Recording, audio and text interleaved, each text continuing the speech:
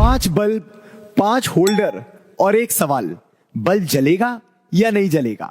तो भाई यहां पर मैंने करंट के रास्ते में 5 होल्डर लगा दिए जिनमें मैं एक एक करके बल्ब लगाऊंगा और आप लोग को सोच के बताना है कि बल्ब लगाने पे वो बल्ब जलेगा या नहीं जलेगा।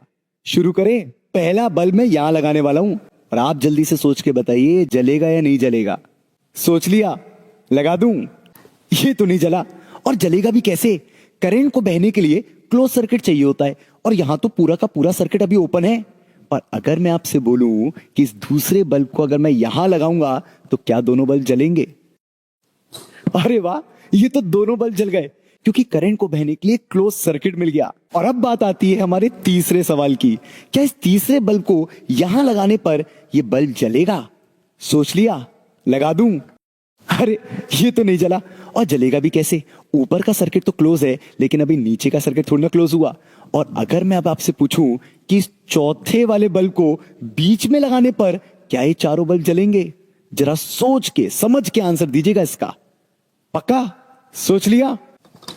अरे वाह, ये तो चारों बल्ब जल गए क्योंकि करंट को बहने के 2 रास्ते मिल गए, एक ऊपर से और एक ये टेढ़ा वाला रास्ता, और इस वजह से चारों बल्ब जल उठे। फाइनली आता है हमारा 5वां और सबसे पेचीदा सवाल, क्या इस 5वें बल्ब को यहां लगाने पर सर्किट क्लोज होगा? और अगर हां तो क्या सारे बल्ब जलेंगे?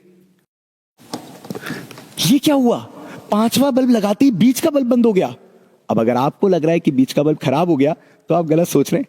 ये बल्ब खराब नहीं हुआ है, केवल 5वें बल्ब लगाने से बंद हुआ है। कॉन्ग्रेचुलेशंस, आपने अभी भी समझ लिया है balanced Wheatstone combination. Sir balance Wheatstone ये क्या होता है? चलो समझाता हूं। तो बैलेंस व्हीटस्टोन को अच्छे से समझने के लिए मैंने इसके सर्किट डायग्राम को पीछे ड्रॉ कर लिया है और आप देख सकते हैं कि यहाँ पे 5 बल्ब की जगह मैंने 5 रेजिस्टर लगा दिए हैं। अब बात समझने वाली ये है कि किसी भी बल्ब को जलने के लिए चाहिए होता है पोटेंशियल डिफरेंस, और यहां पर जब R1 और R2 का रेशो R3/R4 से मैच करता है तो इसके अक्रॉस पोटेंशियल का ड्रॉप और इसके अक्रॉस पोटेंशियल का ड्रॉप हो जाता है सेम। कहने का मतलब है यहां से जितना पोटेंशियल कम करके आप यहां पहुंचोगे और यहां से जितना पोटेंशियल करके आप यहां पहुंचोगे वो सेम होना चाहिए। इसका मतलब इस पॉइंट का और इस पॉइंट का पोटेंशियल सेम हो जाता है और इसी वजह से हमारे बीच के बल्ब को पोटेंशियल डिफरेंस नहीं मिल पाता है और नतीजा वो बल्ब बंद हो जाता है। इसी कंडीशन को कहते हैं बैलेंस व्हीटस्टोन कंडीशन। अब आप सच्ची सच्ची बताइएगा कि आपके कितने सवाल सही थे इनमें से? कमेंट में आंसर जरूर दीजिएगा।